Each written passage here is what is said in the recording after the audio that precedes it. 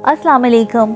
आज की इस वीडियो में मैं आपको बताना चाहती हूँ दुनिया भर के मुसलमान फ़लस्तीन से क्यों मोहब्बत करते हैं, फ़लस्तीन को इस्लामी तारीख़ में क्या मकाम हासिल है और इस मुक़द्दस सरज़मीं के बारे में कुछ बातें आपके साथ शेयर करती हूँ जो यकीनन ईमान अफरोज़ हैं। नंबर 1, फ़लस्तीन अंबिया अलैहिस्सलाम का मस्कन और सरज़मीन रही है। नंबर 2, हज़रत इब्राहीम अलैहिस्सलाम ने फ़लस्तीन की तरफ हिजरत फरमाई। नंबर 3, अल्लाह तबारक ताला ने हज़रत लूत अलैहिस्सलाम को इस अज़ाब से निजात दी जो इनकी कौम पर इसी जगह पर यानी फ़लस्तीन में नाजिल हुआ था। नंबर 4, हज़रत दाऊद अलैहिस्सलाम ने इसी सरज़मीं पर हुकूमत की और यहीं अपना एक महराब भी तामीर फरमाया। नंबर 5, हज़रत सुलेमान अलैहिस्सलाम भी इसी मुल्क में बैठ के सारी दुनिया पर हुकूमत फरमाया करते थे। नंबर 6, चोटी का वो मशहूर वाक़या जिसमें एक चोटी ने अपने बाकी साथियों से कहा था, ऐ चोटियों अपने बिलों में घुस जाओ।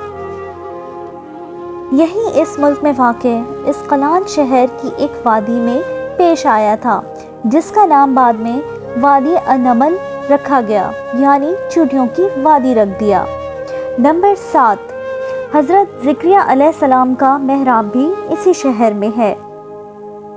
नंबर 8, हज़रत मूसा अलैहिस्सलाम ने इसी मुल्क के बारे में अपने साथियों से कहा था कि इस मुक़द्दस शहर में दाखिल हो जाओ।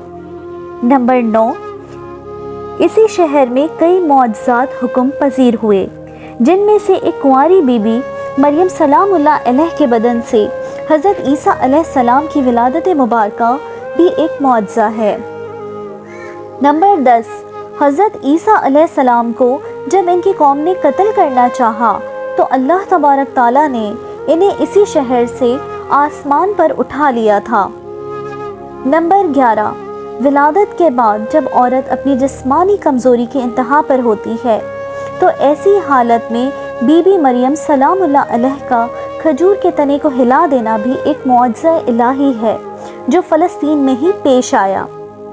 नंबर 12, क़यामत की अलामात में से एक हज़रत ईसा अलैहिस्सलाम का ज़मीन पर वापस तशरीफ़ लाना इसी शहर के मकाम सफ़ेद मीनार के पास होगा। नंबर 13, इसी शहर के ही मकाम बाबे लूत पर हज़रत ईसा अलैहिस्सलाम मसीह दज्जाल को कत्ल करेंगे। नंबर 14, बाज़ रिवायत के मुताबिक फ़लस्तीन ही अर्ज़े महशर है। नंबर 15, इसी शहर से याजूज माजूज का ज़मीन में इंतकाल और फसाद का काम शुरू होगा। नंबर 16, फ़लस्तीन को नमाज की फ़र्ज़ियत के बाद मुसलमानों का क़िबला अव्वल होने का एहसास भी हासिल है। हिजरत के बाद हज़रत जिब्राइल अलैहिस्सलाम दौरान नमाजी हुक्म रब्बी से आका करीम अलैहिस्सलाम को मस्जिद अक्सा फ़लस्तीन से बैतुल्लाह काबा शरीफ मक्का मुकर्रमा की तरफ रुख करवा गए थे। जिस मस्जिद में ये वाक़या पेश आया वो मस्जिद आज भी क़िबलतैन के कहलाती है। नंबर 17, हुज़ूर अकरम सल्लल्लाहु अलैहि वसल्लम मेराज की रात आसमान पर जाने से पहले मक्का मुकर्रमा से यहाँ बैतुल मुक़द्दस तशरीफ़ लाए थे।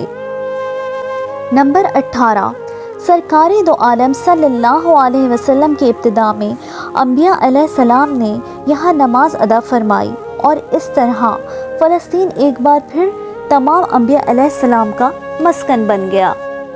नंबर 19, सीना अबू ज़र रज़ी अल्लाह ताला अन्हा फरमाते हैं कि मैंने रसूल अल्लाह सल्लल्लाहु अलैहि वसल्लम से अर्ज़ किया कि ज़मीन पर सबसे पहली मस्जिद कौन सी बनाई गई, तो आप सल्लल्लाहु अलैहि वसल्लम ने फरमाया कि मस्जिदुल हराम यानी खाने काबा। मैंने अर्ज़ किया कि फिर कौन सी मस्जिद बनाई गई, तो आप सल्लल्लाहु अलैहि वसल्लम ने फरमाया मस्जिदुल अक्सा यानी बैतुल मुक़द्दस। मैंने फिर अर्ज़ किया कि इन दोनों के दरमियान कितना फ़ासला था, तो आप सल्लल्लाहु अलैहि वसल्लम ने फरमाया 40 बरस का, और तू जहाँ भी नमाज का वक्त पाले वहीं नमाज पढ़ ले। नंबर 20, दूसरी बार मेराज की रात बरोज़ जुम्मा 27 रजब 583 हिजरी को سلطان بن صلاح الدین ایوبی کے ہاتھوں اس شہر کا دوبارہ فتح ہونا بھی ایک نشانی ہے۔ نمبر 21، فلسطین کی عظمت کا اندازہ اس بات سے بھی لگایا جا سکتا ہے، یہاں پر پڑھی جانے والی نماز کا اجر 500 گنا بڑھا کر دیا جاتا ہے۔ اللہ اکبر۔